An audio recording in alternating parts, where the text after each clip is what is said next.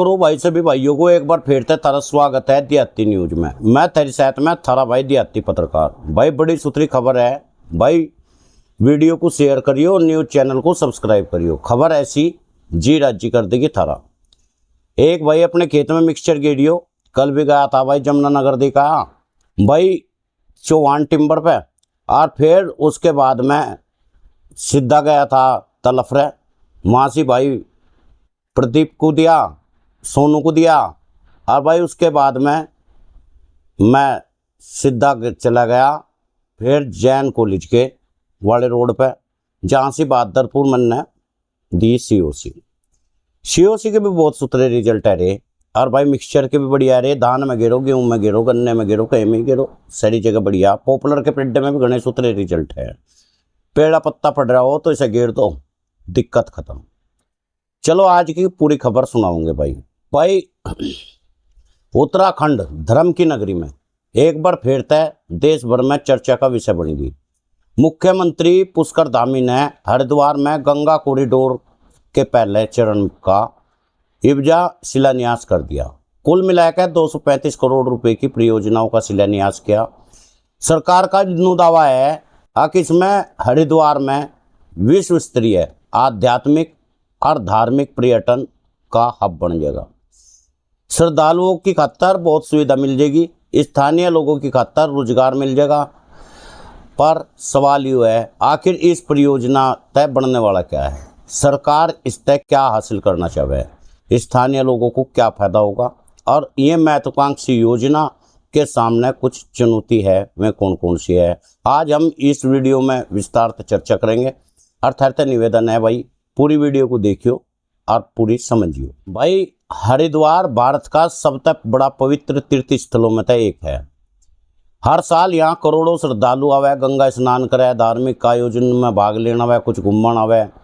यात्रियों की लगातार संख्या को देखते हुए इब्जा सरकार ने हरिद्वार में सड़कों को संपर्क मार्ग के ओरे दोरे इब्जा पुनर्विकास का फैसला लिया। इस योजना में हरिद्वार गंगा कॉरिडोर करा जा रहा।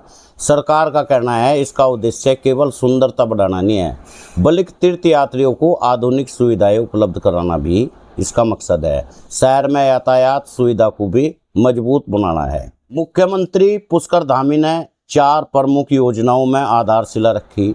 पहली परियोजना में प्रशासनिक मार्ग का निर्माण में, जिसके लगभग 43.25 करोड़ रुपए खर्च कर जाएंगे। दूसरी योजना है हर की पैड़ी की में सुभाष घाट पर पुनर्विकास होगा, उसकी लागत 66.75 करोड़ रुपए की होगी।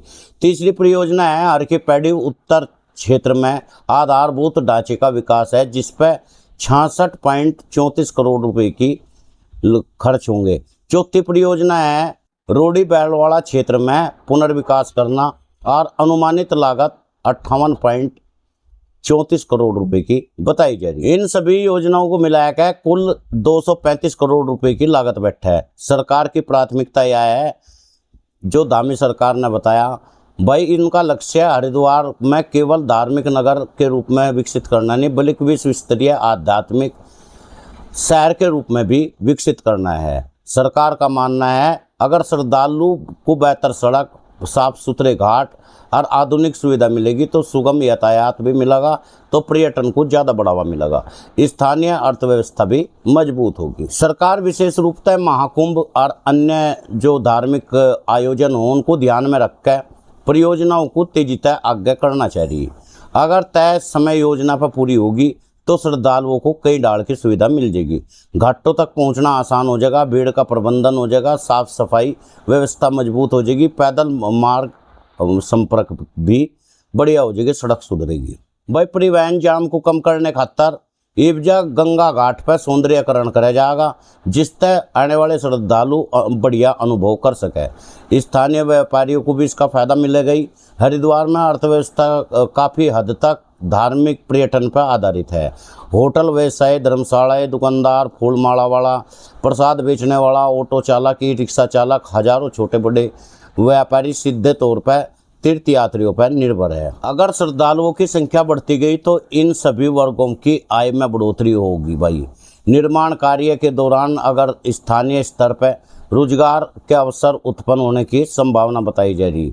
पर्यटन को बहुत सारा बढ़ावा मिल जाएगा, सरकार का यूँ मानना है। सुविधाओं की साथ में हरिद्वार अंतर्राष्ट्रीय स्तर पर भी पर्यटन का बड़ा केंद्र बनता जा रहा। देश विदेश में आने वाले पर्यटक की अगर बेहतर सुविधा में अनुभव होगी तो इससे होटल, ट्रैवल एजेंसी और स्थानीय बाजार, हस्तशिल्प व्यवसाय को भी घना फायदा मिलेगा। गंगा एक नदी नहीं बल्कि करोड़ों लोगों की आस्था का प्रतीक है और इस पर हर साल सरकार साफ सफाई का ध्यान दे और करोड़ों रुपए की घोटाले का भी प्रतीक यही गंगा है भाई।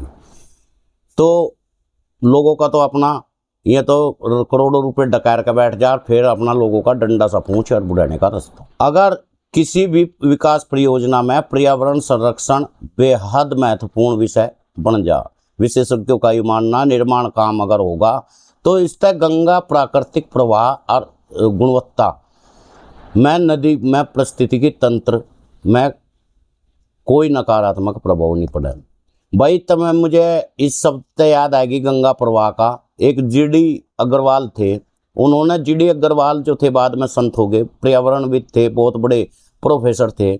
उस समय साल 2018 की बात है, 2018 में मोदी की सरकार थी। उन्होंने कई पत्र लिखे कि इसका प्रवाह सही होना चाह, लेकिन किसी ने ध्यान नहीं दिया। उसने भूख हड़ताल करी, पानी पीना बंद कर दिया, सरकार ने ध्यान नहीं दिया। एक दिन उसने अपने प्राण त्याग दिए। इस देश की यही महिमा रही भाई। बड़ा दुख हो, बड़ा दर्द हो, और भाई हाथ बांध रखे कानून ने, हाथ बांध रखे संविधान ने, हाथ बांध रखे गरिमा ने। यानी तो ऐसा मन करे जैसा दिल्ली जंतर मंतर पर हुआ, 15-15 साल की बेटियों की साथ में कोई पीछे डंडा मारने का काम कर रहा, प्राइवेट पार्ट में सुड़ने का काम कर रहा, और ये नहीं उनके कपड़े फाड़ने का काम कराया गया। वे चित्र सब है। और सबसे बड़ी बात, जिन लोगों के पास में वर्दी भी नहीं थी उन्होंने लाठी पीट ली वहाँ से, पैरों में चप्पल थी, उनके जूते भी नहीं थे।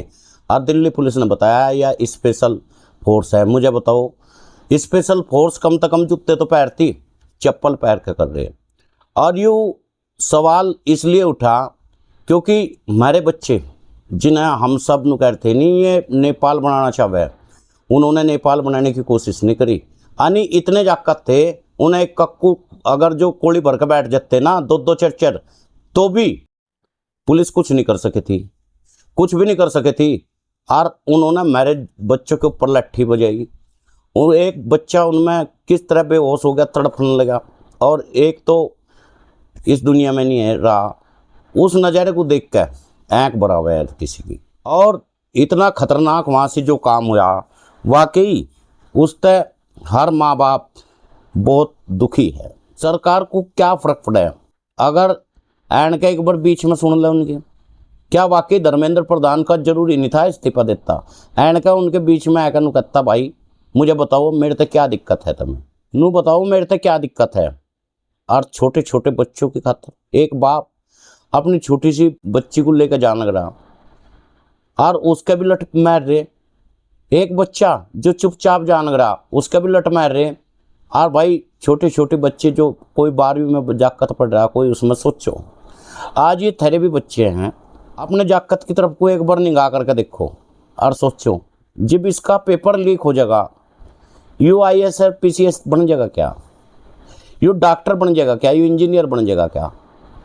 क्या सरकार अपने ही लोगों खातर ये सीट खाली रखना चाहे? एक पर 5 लाख रुपए देने को है, पेपर खरीद सके, एक पे है नहीं। और उसके बाद में जो पेपर हो और उसमें रिजल्ट आवे, उसमें भी घपलाबाजी हो जा।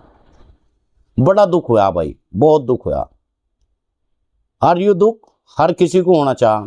सरकार का क्या है, सरकार तो आती जाती रहेगी, पर ये जो एक का कादा जाकत थरा है, इनका भविष्य क्या होगा? इनका भविष्य क्या होगा? हो सके थरा LKG में पढ़ता हो, UKG में पढ़ता हो, फर्स्ट में पढ़ता हो, पर कभी तो वो भी जवान होगा, कभी तो वो भी परीक्षा देने जाएगा। ये कोई घोटाला परीक्षा में नहीं है, SSC में सारी परीक्षाओं में तो है ही। उसके साथ में कुछ बच्चों ने क्रिकेट एकेडमी ज्वाइन करी, क्रिकेट खेलने में, और क्रिकेट खेलने के बाद में वहाँ से जिस टाइम क्रिकेट खेलने के लिए बच्चा जा, तो मेरे बच्चों के नंबर नहीं पड़ते। पता क्यों? क्योंकि जो लोग करोड़ों रुपए देना वहाँ से मंत्रालय में भर भर के, उनके जागतों को खेलने का मौका दिया जाए। एक गरीब का जागत बता दो, एक किसान का जागत बता दो जो आसानी से चले जा, एक आधा चला गया उसी की किलकी मारते फिरो जाम, और वो भी धनाढ़ परिवार ते जा, गरीब परिवार ते नहीं जाता। और आज देश के सामने ऐसी चुनौती खड़ी होगी, छोटे छोटे बच्चों पे सादी वर्दी में बिना नेम प्लेट की पुलिस ने बहुत बुरा बजाया, बहुत जागतों को पीटा, हाथ पांव तोड़ दिए, आंखों में पानी आ जा उस नज़ारे को देख के। उन्होंने सोचा था कि नेट बंद करके और हम जिप पिटेंगे, नेट बंद कर दिया और फिर उन्हें मारना पीटना शुरू करा। उन्हें क्या पता था आज का युवा पूरी तरह से लैस है फोन तय। अगर वो दुकान पे भी जा तो पहले दुकानदार की वीडियो बना ले, वो क्या दे रहा। आज में वीडियो और ज़्यादा वायरल हुई, बहुत सारी दिखी, उस दिन बहुत कम दिखी थी। अल्लठों तक काट गए सारे के सारे, हाथ तोड़ दिए, पैर तोड़ दिए, बेहोश पड़े, बच्चे तड़फने लग रहे, गाड़ियों में घेर घेर कर उन्हें कि डाल प्राइवेट लोग हॉस्पिटलों में ले गए। आज पूरा देश उनके खातर खड़ा हो गया, हर कोई आज खड़ा हुआ नजर आ रहा। और उनके लिए आज जंतर मंतर पे पूरे देश ने भोजन का इंतजाम करा। वहाँ भूखे प्यासे पूरे नज़ारे को देखा किस तरह हमारे देश के युवा जो बेरोजगार है, जिन्हें कॉकरोच नाम दे दिया, पैरासाइट नाम दे दिया, आज में इस लड़ाई को लड़ रहे। वाकई में ही दिल दहलाने वाली घटना है। एक छोटी सी बच्ची जिसकी उम्र लगभग 14-15 साल की होगी, एक इंस्पेक्टर उसके प्राइवेट पार्ट पर डंडा मार रहा है, पीछे तो डंडा दे रहा, और वे तस्वीरें वायरल हो रही। एक बच्चा जाकर एक प्राइवेट आदमी ते डंडा लिए हुए बैठा, उसने नु पूछा, कहना भाई तू ये डंडे लेकर क्यों बैठा, तू कौन है। तो भाइयों उसने उसके ऊपर लाठी बरसानी शुरू कर दी उस बच्चे की। इतना खतरनाक काम हुआ। वाकई मैंने एक दिन एक नेताजी को देखा, जिस टाइम वो इस देश में वो प्रधानमंत्री अपनी माँ के बारे में बताया था तो रोने लगा, और आज आंसू तक नहीं आए, आंसू तक नहीं आए। और धत है उन लोगों पे जो लोग आज भी नु कह रहे कहना भाई ये सब सही हुआ। अगर मैं बच्चे चाहते तो मैं प्रधानमंत्री के घर में भी घुस सके थे, वे चाहते तो वे संसद में भी घुस सके थे, लेकिन उन्होंने ऐसा नहीं करा। उन्होंने जो उन्हें बताया वे फॉलो करते गए। एक बच्चा मैंने देखा, उसको चारों तरफ तक पुलिस मार रही है, उन्होंने करा कहना मारो मारो मारो। एक बच्चा देखा डिवाइडर पे पड़ा हुआ तड़प रहा, पुलिस लाठी डंडे बजा रही। भाई वाकई में ही इंतहा होगी जुल्म की, और यह इंतहा इस सरकार को लेकर जरूर बैठ जाएगी। तो साथियों खून तो सबका खोल रहा है, और बस सिर्फ जिन लोगों को परमात्मा ने औलाद दी उन सबको पता दर्द कितना हो। सोचो या बच्ची, एक बार देखो अपनी बच्ची की डब को, और फिर उस बच्ची की तरफ को देखो जिसके साथ में ऐसा अन्याय इन पुलिस कर्मियों ने करा दिल्ली में। अंग्रेजी हुकूमत ने भी महिलाओं का सम्मान करा, और इन्होंने बाल घसीट घसीट कर मारी। बाकी थारी मर्जी, आज जैसा तुम चाहो भाई। जब मुझे चाहिए तुम बुरा कहियो, चाहिए भला कहियो, पर यू वाकई में बहुत गलत हुआ। सबको राम राम, सलाम, सत श्री अकाल।